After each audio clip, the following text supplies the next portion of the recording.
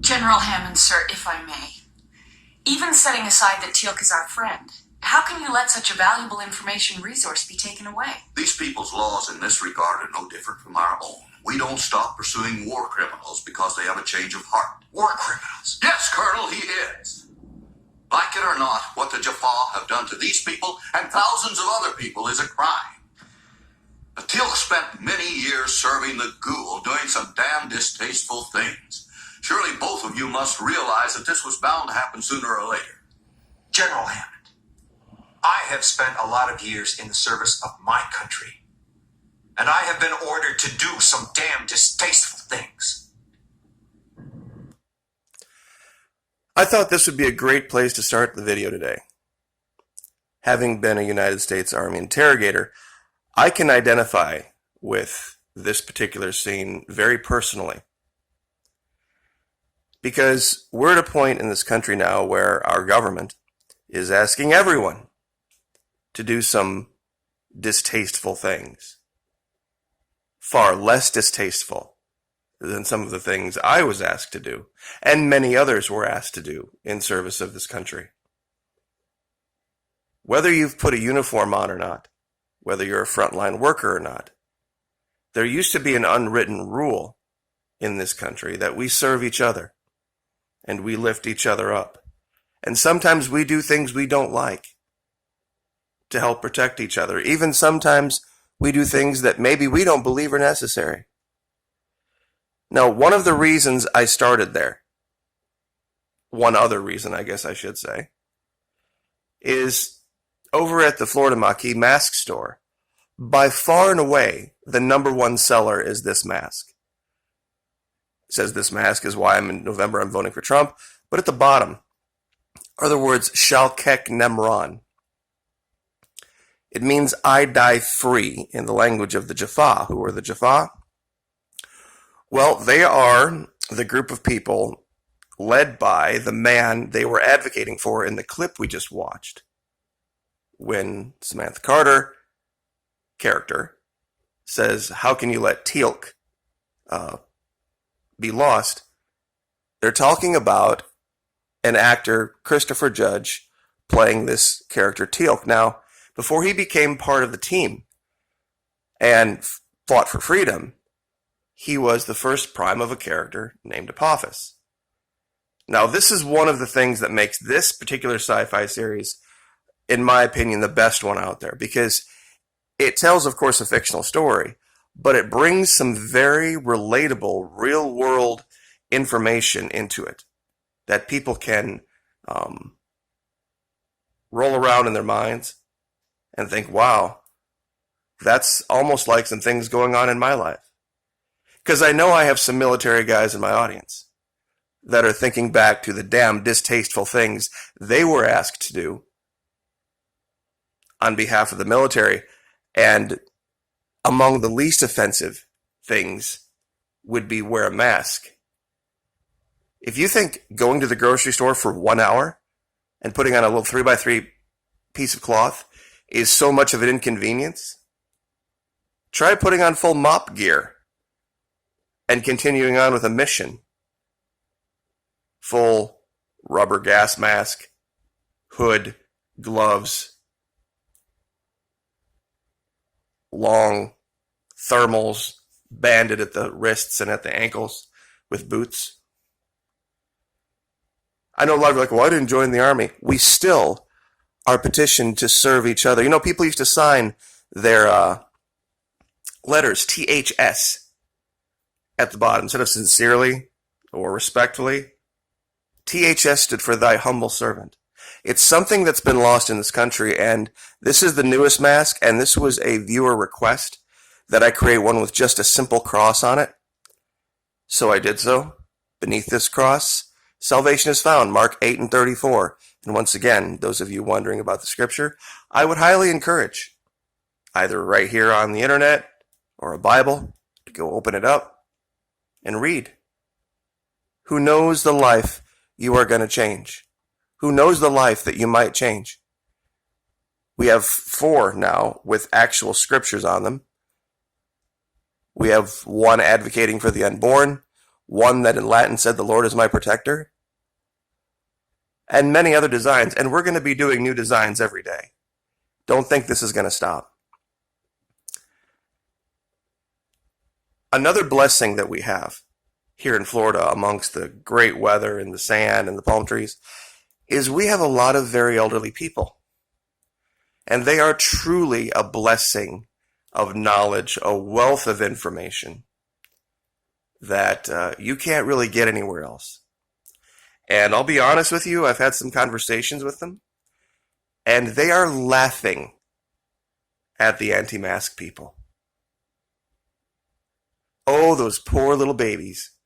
They think that's so bad. They think the government asking them to, just when they're going to the grocery store or just when they're going to the hardware store, not at home, not asleep, not in the shower, not driving around in your car, not when you're alone, not required any of those times. Only when you're out at the grocery store or shopping are they asking you to wear a mask. You see, here's one of the things that was brought up that I was totally shocked at. And a lot of people really wouldn't believe it, but it's the case.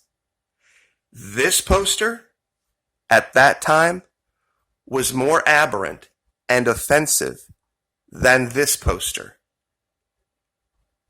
That's right. You see, back in the 40s, the idea of the woman being out of the house and dressed like this and having to work was unbelievably offensive to Christian men.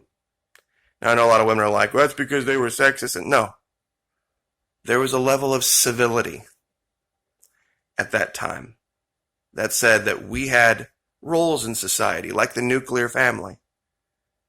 This was seen as the actual first real attack on the nuclear family because the men were off at war.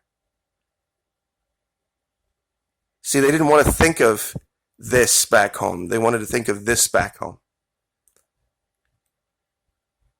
They wanted to think of women in society as a gift, because they truly are a gift from God. And this was something that had to be put to the torch as soon as possible. The idea. And we have the same thing going on now. But it's so much easier now than it was then. If you don't like a mask, that's wonderful. I don't like a mask. I didn't like most of the orders I got. I did not like the vast majority of the orders I got.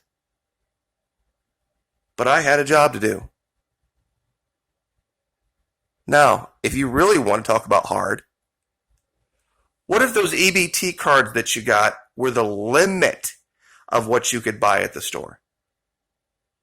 People whine and cry about, oh, EBT is not enough. You can still buy as much as you want. You just have to earn the money. But what if they said, that's it. I don't care how much money you have. This is what you are allowed to have. And that's it. Make it work. Sugar rations. And of course, there were people that were selfish. Black markets sprung up because there was a lot of money in things when people wanted more than what they were allowed to have through rations. Imagine trying that now. Imagine all the people here on YouTube whining and crying and pissing and moaning about government tyranny and conditioning and control. Imagine. Just imagine that. Buy it with thought, cook it with care, use less wheat and meat, buy local foods, serve just enough, and use what's left. I guarantee there would be YouTube videos that you could watch all day long. People talking about how it was a government conspiracy and it was the Bilderbergers and the blah, blah, blah, blah. About, this went on in World War II. And people lived through it and came out the other side of it and were fine. But of course, because you're being asked to wear a little 3x3 mask, that's the sign of government tyranny. That's the sign.